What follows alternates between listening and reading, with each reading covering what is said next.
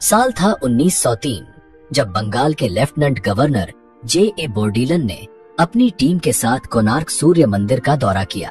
यह दौरा साधारण नहीं था क्योंकि उस समय उन्होंने मंदिर में कुछ ऐसा देखा जिसने उन्हें 800 साल पुराने इस भव्य मंदिर के सभी दरवाजे बंद करने और इसे रेत और बालू से भरने का आदेश देने पर मजबूर कर दिया। आज 123 साल बाद भी यह मंदिर अपने गर्भगृह में छिपे रहस्यों के साथ बंद है। लेकिन सवाल उठता है, आखिर ऐसा क्यों किया गया? सोचने वाली बात यह है कि 800 साल पहले न तो सीमेंट की शोध हुई थी और न ही आधुनिक तकनीक की, तो उस दौर में कोणार्क सूर्य मंदिर का निर्माण कैसे हुआ? इस अद्भुत मंदिर में अत्याधुनिक आयरन लॉक सिस्टम का इस्तेमाल किया गया था जो इसकी संरचना को स्थिर बनाए रखता था। सबसे चौंकाने वाली बात यह है कि इस मंदिर के पहिए जो सूर्य और चंद्रमा की गति से संचालित होते थे, एक प्राचीन समय यंत्र की तरह काम करते हैं और आज भी सटीक समय दिखाते हैं। लेकिन सबसे हैरान करने वाली बात यह थी कि भगवान सूर्य की मूर्ति हवा में बिना किसी आधार के लटकी रहती थी। यह चमत्कारिक तकनीक आज भी मॉडर्न इंजीनियरिंग और विज्ञान के लिए एक पहेली बनी हुई है। साथ ही मंदिर के शिखर पर लगा 52 टन का विशाल चुंबक जो इस चमत्कार को संभव बनाता था, आखिर कहां से लाया गया था और अब वह कहां पर है? साल 2022 में भारत सरकार ने इस मंदिर से रेत हटाने और इसके गर्भगृह को खोलने की योजना बनाई, लेकिन आज तक यह काम पूरा नहीं हो सका। सवाल यह है, क्या गर्भगृह के अंदर कोई ऐसा रहस्य छिपा है जिसे दुनिया से छुपाकर रखा गया है? क्या हम कभी जान पाएंगे कि इस भव्य संरचना के अंदर क्या है? इन सभी रहस्यों, प्राचीन तकनीकों, अद्भुत इतिहास और विज्ञान से जुड़े तथ्यों को जानने के लिए इस डॉक्यूमेंट्री में हमारे साथ जुड़े रहिए, क्योंकि यह सिर्फ एक मंदिर की कहानी नहीं, बल्कि प्राचीन भारत के विज्ञान और कला का ऐसा अद्भुत प्रमाण है जो आपको चौंका देगा।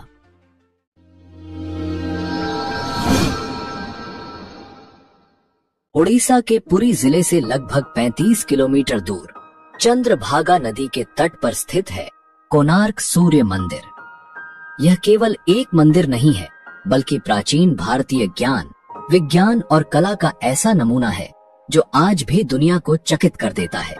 सूर्य के रथ के आकार में बना यह मंदिर, जिसमें 7 घोड़े और 24 पहिए हैं, केवल एक वास्तुकला चमत्कार नहीं है, बल्कि यह खगोलीय गणनाओं और समय को मापने की प्राचीन तकनीक का प्रमाण है। इसकी ऐतिहासिक और सांस्कृतिक महत्व को देखते हुए यूनेस्को ने इसे 1984 में विश्व धरोहर स्थल के रूप में घोषित किया। यह मंदिर भारत की समृद्ध धरोहर और प्राचीन तकनीक का अनूठा प्रतीक है। तो अब हम सबके मन में यह सवाल जरूर आता होगा कि इतना अद्भुत और एडवांस मंदिर का निर्माण आखिर किसने किया? इसका उत्तर जानने के लिए हमें जाना होगा द्वापर युग में, जहां भगवान श्री कृष्ण के पुत्र सांब को एक श्राप मिला था और यहीं से पहले सूर्य मंदिर के निर्माण की कहानी शुरू होती है। सांब भगवान श्री कृष्ण और जाम्बवती के पुत्र थे। वह अपनी अद्भुत सुंदरता और आकर्षक व्यक्तित्व के लिए प्रसिद्ध थे, लेकिन यही उनकी सबसे बड़ी कमजोरी भी बन गई। सांब का अहंकार बढ़ने लगा और उन्होंने स्वयं को सबसे श्रेष्ठ मानना शुरू कर दिया। नारद मुनि, जो अक्सर देवताओं और मनुष्यों के बीच संदेशवाहक बनते थे, उन्होंने सांब को उकसाया। नारद ने सांब से कहा, तुम्हारी सुंदरता तो अद्वितीय है, क्या तुम अपना अद्भुत सौंदर्य गोपियों के बीच जाकर नहीं दिखाना चाहते? सांब अहंकार में आकर गोपियों के बीच चले गए, जो उनके पिता भगवान श्री कृष्ण को अत्यंत अनुचित लगा।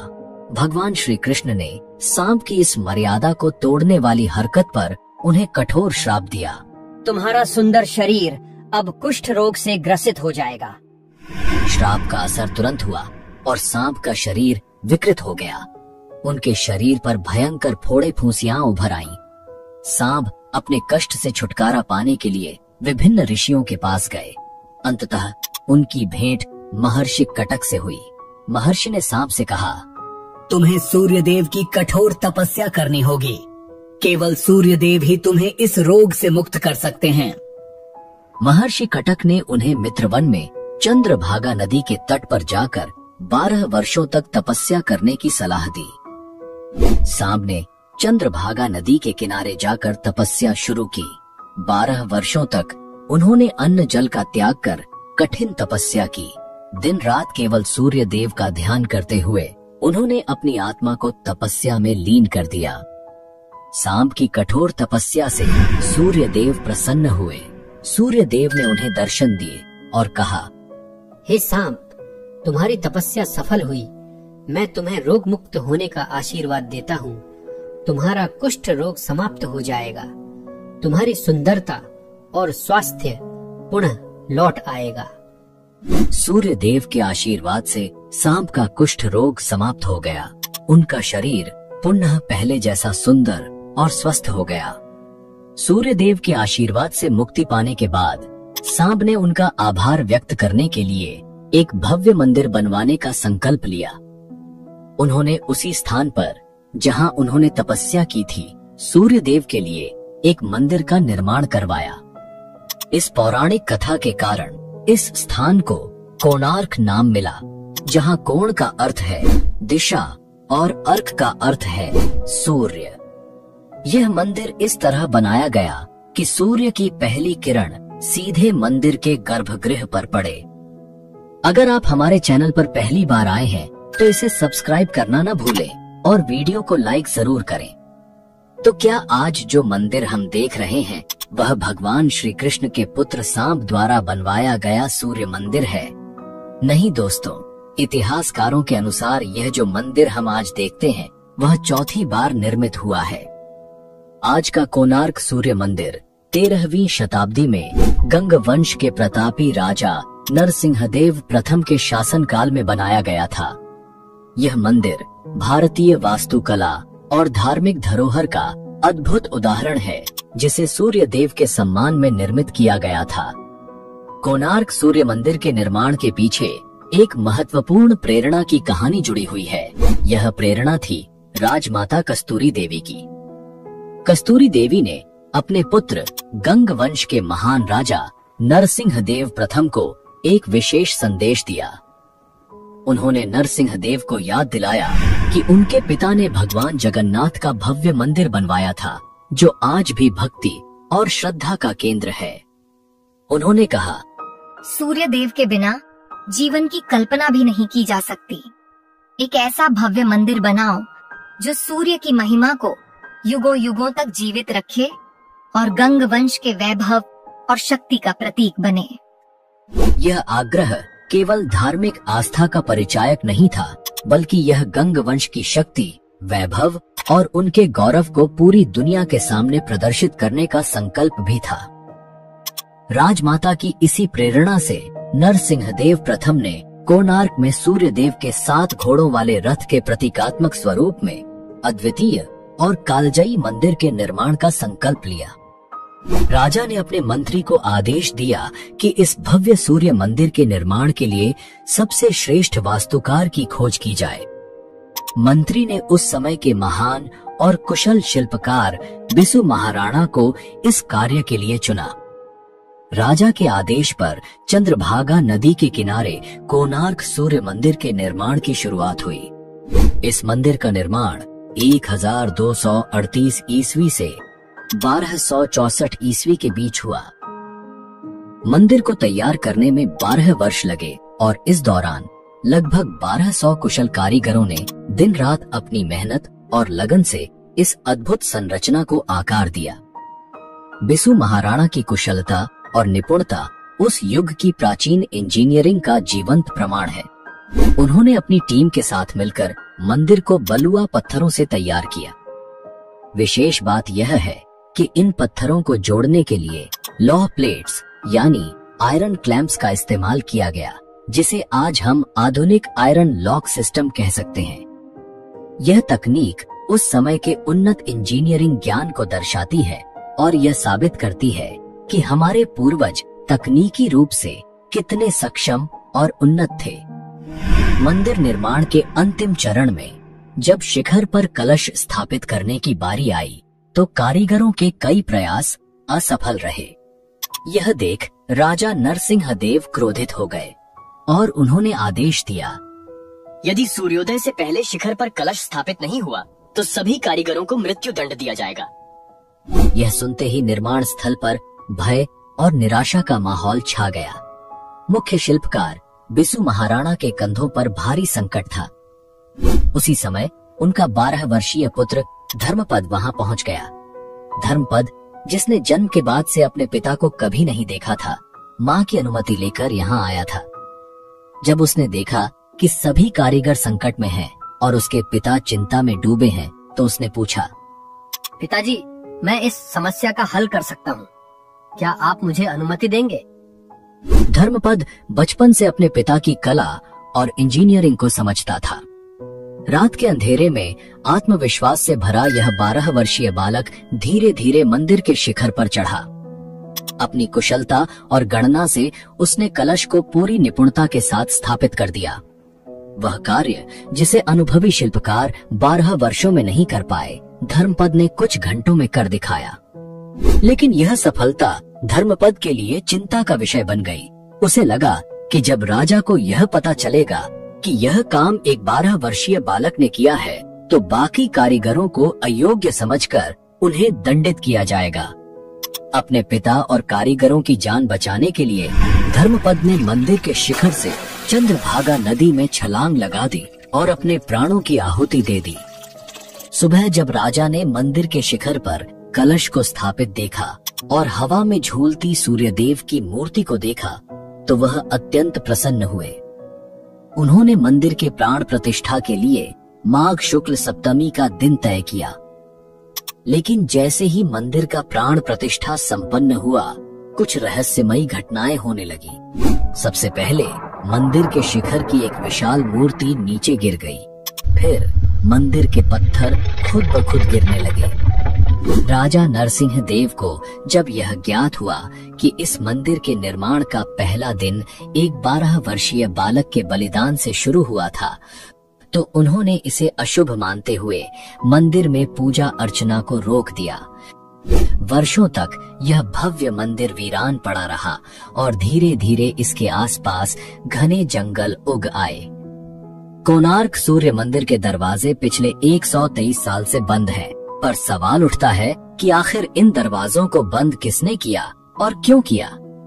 साल था 1903, जब भारत पर अंग्रेजों का शासन था।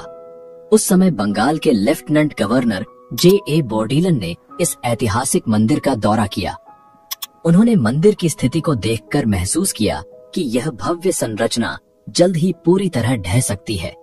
इसे बचाने के लिए उन्होंने एक अनोखा कदम उठाया। मंदिर के गर्भगृह को रेत से भरवा दिया और इसके सभी दरवाजों को बंद करवा दिया। गवर्नर का तर्क था कि रेत मंदिर के अंदरूनी हिस्से का भार संभाल लेगी, जिससे यह संरचना सुरक्षित रहेगी।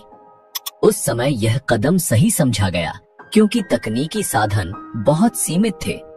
हालांकि यह फैसला कितना सही था, यह आज भी एक बहस का विषय है, लेकिन इतिहास में तो अंग्रेजों के लिए तारीफ ही लिखी गई है। अब सवाल यह उठता है कि देश की आजादी के बाद भी क्या किसी ने इस मंदिर के दरवाजों को खोलने की कोशिश नहीं की? इतने सालों में आधुनिक तकनीक के होते हुए भी क्यों कोई इस गर्भगृह में प्रवेश नहीं कर सका? लेकिन साल 2022 में आखिरकार आर्कियोलॉजिकल सर्वे ऑफ इंडिया द्वारा एक योजना बनाई गई। इस प्राचीन मंदिर के नवीनीकरण और इसके अंदर से रेत हटाने का काम शुरू किया गया। उम्मीद है कि जल्द ही भारत सरकार इस रेत को पूरी तरह निकालने और मंदिर के दरवाजों को हमेशा के लिए खोलने का काम पूरा करेगी। लेकिन फिलहाल जब आप इस मंदिर के दर्शन करने जाते हैं, तो आप केवल इसके बाहरी भाग की अद्भुत वास्तुकला और खूबसूरती को देख सकते हैं। गर्भगृह अभी भी आम जनता के लिए बंद है। अब हम बात करते हैं कोणार्क सूर्य मंदिर की अद्भुत वास्तुकला की। यह मंदिर अपनी भव्यता के साथ साथ अपनी उन्नत तकनीकों के लिए प्रसिद्ध है। मंदिर का 52 टन का विशाल चुंबक जो पूरी संरचना को संतुलन देता था, और गर्भगृह में भगवान सूर्य देव की अष्ट धातु की मूर्ति जो हवा में तैरती थी, आज भी एक रहस्य है। इसके अलावा मंदिर के विशाल पहिए, जो सूर्य देव के रथ का प्रतीक है, प्राकृतिक सूर्य घड़ी के रूप में काम करते हैं और आज भी सटीक समय बताते हैं। यह प्राचीन भारतीय इंजीनियरिंग और खगोल विज्ञान का अद्भुत उदाहरण है। आइए जानते हैं इन रहस्यों की गहराई को। कोणार्क सूर्य मंदिर का निर्माण इस तरह से किया गया था कि सूर्योदय की पहली किरण सीधे मंदिर के गर्भगृह में स्थित सूर्य देव की प्रतिमा पर पड़ती थी। यह अद्भुत रचना सूर्य की गति और पृथ्वी की परिक्रमा को ध्यान में रखकर की गई थी। मंदिर मुख्य रूप से बलुआ पत्थर और ग्रेनाइट से बना है, जो इसे प्राकृतिक आपदाओं के खिलाफ मजबूत बनाता था। दोस्तों, आपसे एक सवाल है, कोणार्क सूर्य मंदिर के अलावा क्या आप भारत के किसी और प्राचीन सूर्य मंदिर के बारे में जानते हैं? अगर जानते हैं तो उसका नाम और उसकी विशेषता कमेंट में जरूर लिखें, ताकि दूसरे लोग भी इस मंदिर के बारे में जान सकें। आपका योगदान सबके लिए ज्ञानवर्धक होगा। चलिए अब आगे बढ़ते हैं।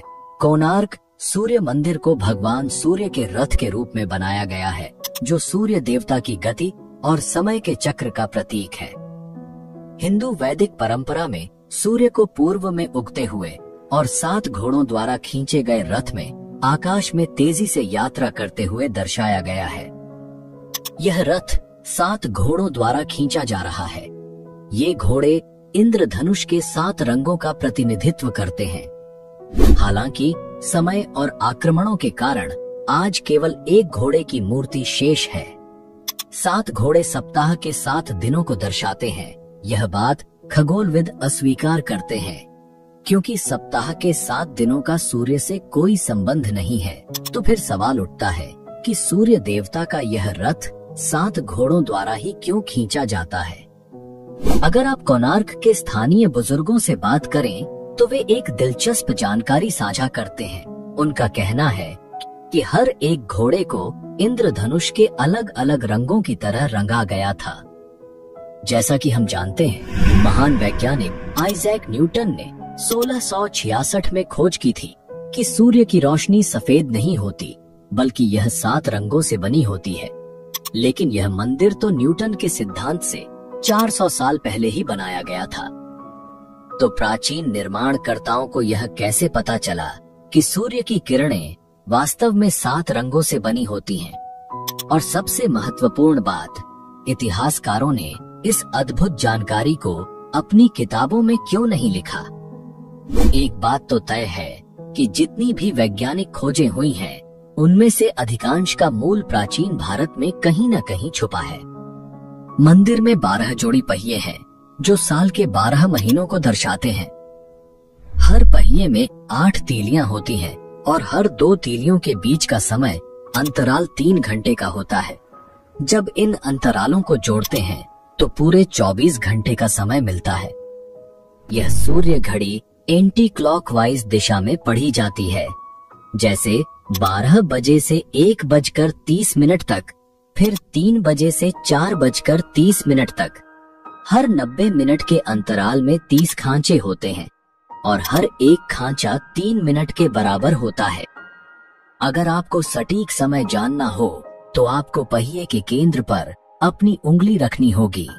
आपकी उंगली की छाया जहां गिरेगी वह समय दिखाएगी और खांचे मिनटों का संकेत देंगे।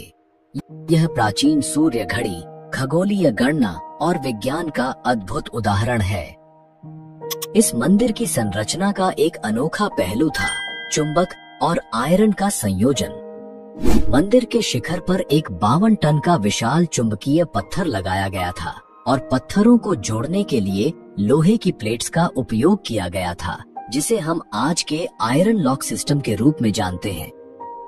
इस चुंबकीय पत्थर ने मंदिर की दीवारों में लगी लोहे की प्लेट्स के साथ मिलकर पूरे मंदिर को स्थिर और संतुलित रखा।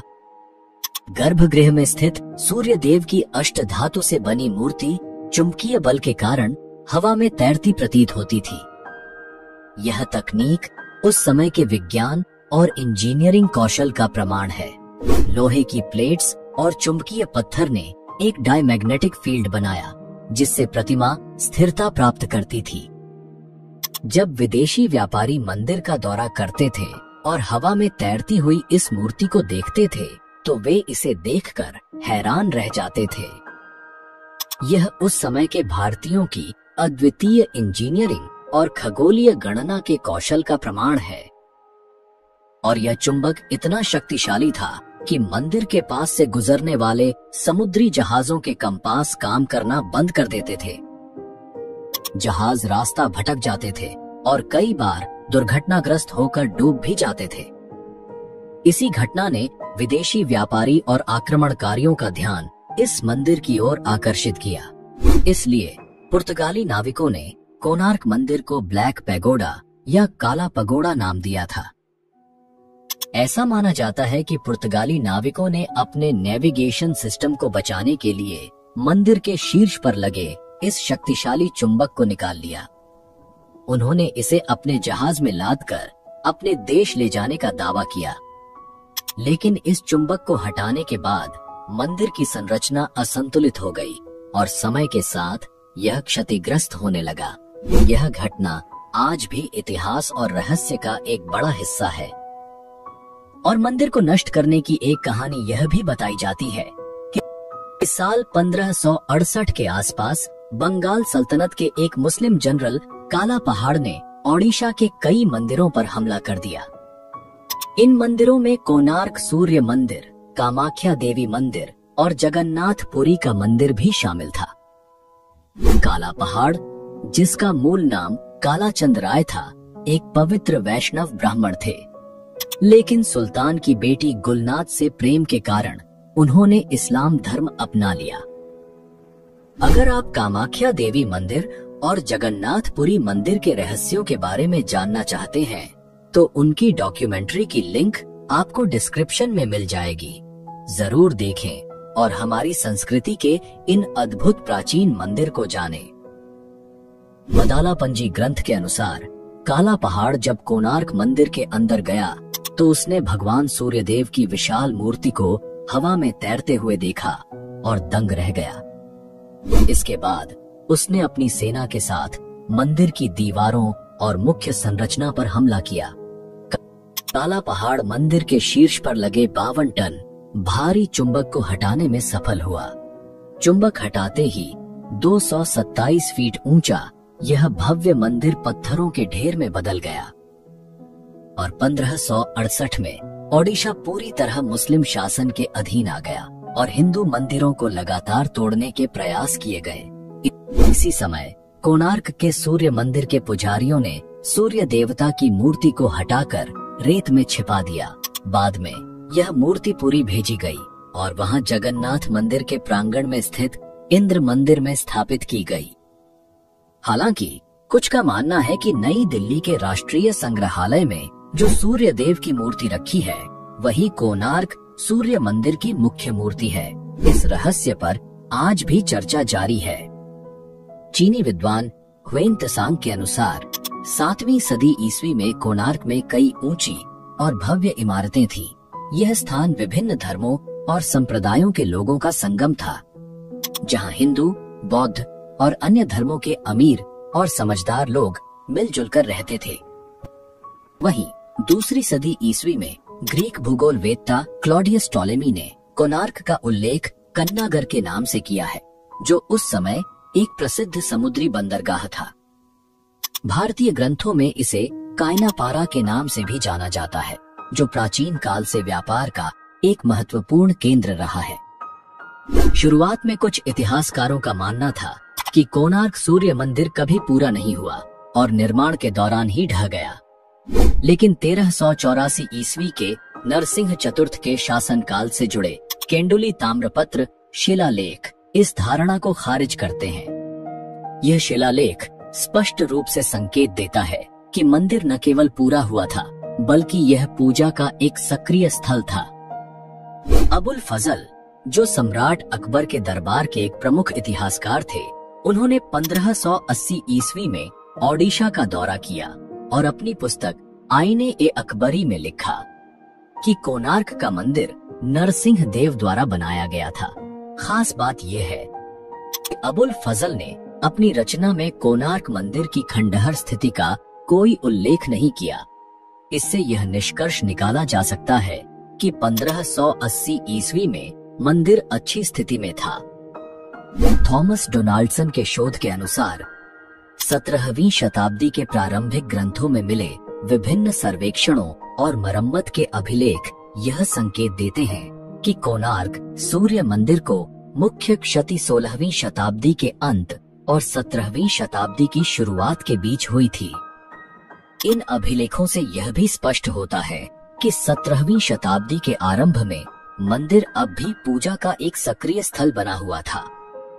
18वीं शताब्दी के उत्तरार्ध में कोणार्क सूर्य मंदिर से अरुणा स्तंभ को हटाया गया। मराठा ब्रह्मचारी गोस्वामी ने इस स्तंभ को पुरी के जगन्नाथ मंदिर के सिंहद्वार पर स्थापित किया। यह स्तंभ आज भी वहां मौजूद है और कोणार्क से पुरी के इस ऐतिहासिक जुड़ाव का प्रतीक है। अगर हम आज के मंदिरों को देखें तो पता चलता है कि वे केवल आस्था और व्यापार का जरिया बन गए हैं।